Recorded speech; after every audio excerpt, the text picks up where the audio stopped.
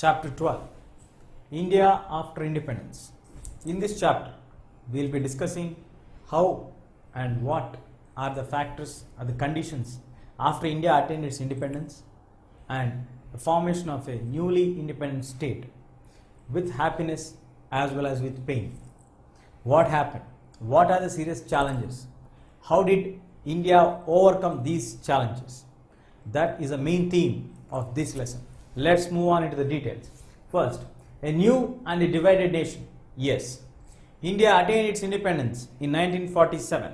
At the same time, India was divided into India and Pakistan. Earlier, we used to have British India, where India and Pakistan are together. But with the giving of independence, they also divided India and Pakistan and created a new nation called Pakistan along with India. So India and Pakistan are the newly emerged countries now which are independent from the British colonial rule. With this division, we have nearly 8 million refugees coming in to our country, because as the division has happened, most of the Muslims are forced to leave our country and go to Pakistan, leaving their assets, leaving their properties and everything. In a similar way, on the other side, that is in Pakistan, most of the Hindus are forced to migrate to India. Like this, we have 8 million refugees coming out to our country. And the other problem what we have majorly is, India is not united as it is today. In India, we have at that time nearly 500 princely states. These 500 princely states are also independent, not under the British rule. So we have to persuade them to join towards the Indian Union and ensure that the population of these princely states would have larger benefits if they join to Indian Union. So they are ruled by either Maharajas or Nawabs. And coming to the political system, a newly formed nation has to adopt a new political system with which the people can have their hopes alive, which will solve all the problems of the people which they were been facing from 200 years. It also has to provide some solution for them, and which has to be understandable to all sections of people, how to be a part of the new political system. So all these, adding on to this, we also have the population on a huge rise. That is, in India we have 345 million in 1947 when India became independent. There is nearly 34.5 crore population. And there are many divisions in the Indian society. India is a combination of rich and the poor, high caste and the lower caste, religious divisions, language divisions. Every corner of India has one or the other divisions. So when the framers of the constitution are held up with the task of writing a constitution, setting up a form of government, looking at giving the rights and equality, protecting the rights of the minority groups, because we already have a pain, because India and Pakistan are bifurcated on the lines of religious basis. So all these things are very, very crucial problems for a newly emerged country like India. First, India and Pakistan partitioned, which brought 8 million refugees from Pakistan to India. The second one, we have 500 princely states who have to be persuaded to make them to join to our country.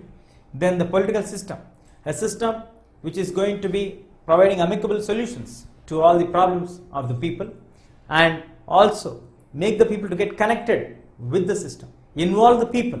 So we need a system where all the people are involved, all the problems of the people can be solved, and people can understand what is the system is. Then population of India at that time was 34.5 crores or 345 million, and there are many divisions. Economically, there are huge divisions because of the failure of the crops. Many of them were suffering with droughts and famines, and the allied services like carpenter or any other barbers, any other services, they are also not paid much because they could not have the proper crop. So there was no circulation of money. So there were divisions in the languages, there are divisions with the religion, there are divisions with the economic, there are divisions with the caste. So looking at all these issues, how was the new constitution drafted? What are the steps taken by the Indian government to ensure equality to all its members of the nation? So what happened then? Let's find out. A constitution is written. Finally, to solve all the problems, a constituent assembly was stationed. The people were elected, constituent assembly was formed, in which 293 members were present from the Indian Constituent Assembly. The 92 members who are elected from the Muslim League left it, so they want to frame their own constitution. So now, framing of Indian Constitution was from December 1946 to November 1949.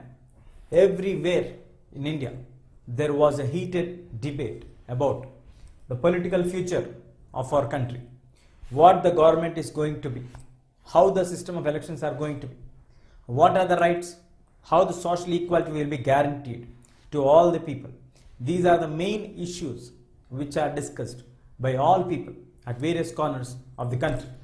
Finally, a solution for all these came to an end on 26th of November 1949, where the constitution was adopted in the Constituent Assembly, and finally it came into effect on 26th of Jan 1950.